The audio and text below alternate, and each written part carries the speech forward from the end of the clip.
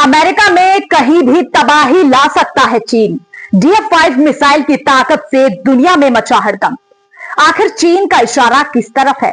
पहली बार चीन ने दुनिया को अपनी ताकत दिखाई है। जी हां, आमतौर पर अपनी सैन्य क्षमताओं को गुप्त रखने वाला चीन इस बार खुद सामने आ गया है।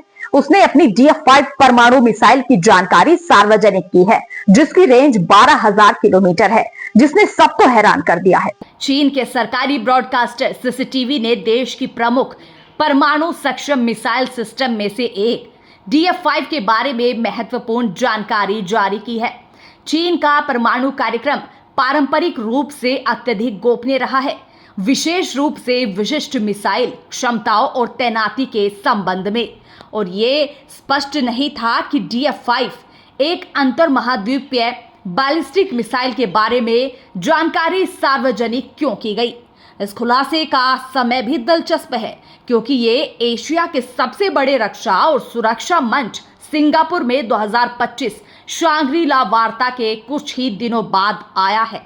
यहाँ अमेरिका ने एक स्पष्ट संदेश दिया था कि चीन की आक्रामक मुद्रा के बीच ट्रंप प्रशासन के लिए इंडो पैसिफिक सर्वोच्च प्राथमिकता है।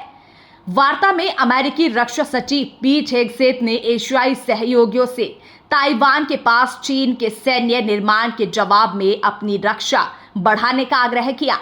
हेगसेथ ने शांग्री-ला में अपने पहले भाषण में 20 से ज्यादा बार चीन का उल्लेख किया और बीजिंग को सीधी चेतावनी दी थी।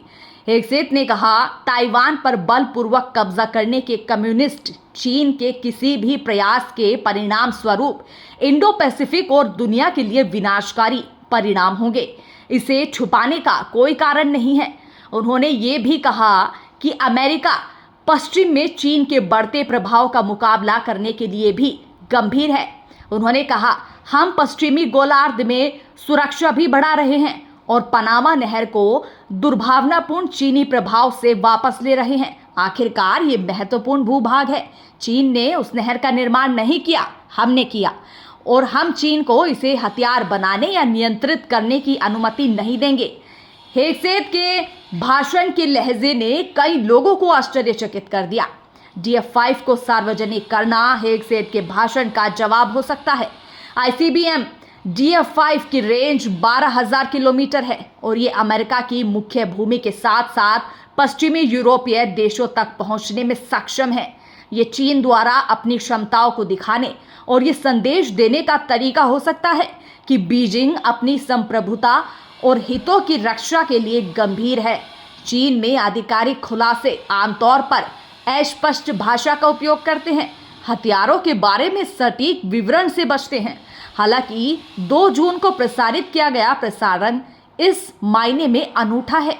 इसमें एक रणनीतिक चीनी परमाणु मिसाइल के बारे में विशिष्ट और गहन जानकारी दी गई थी।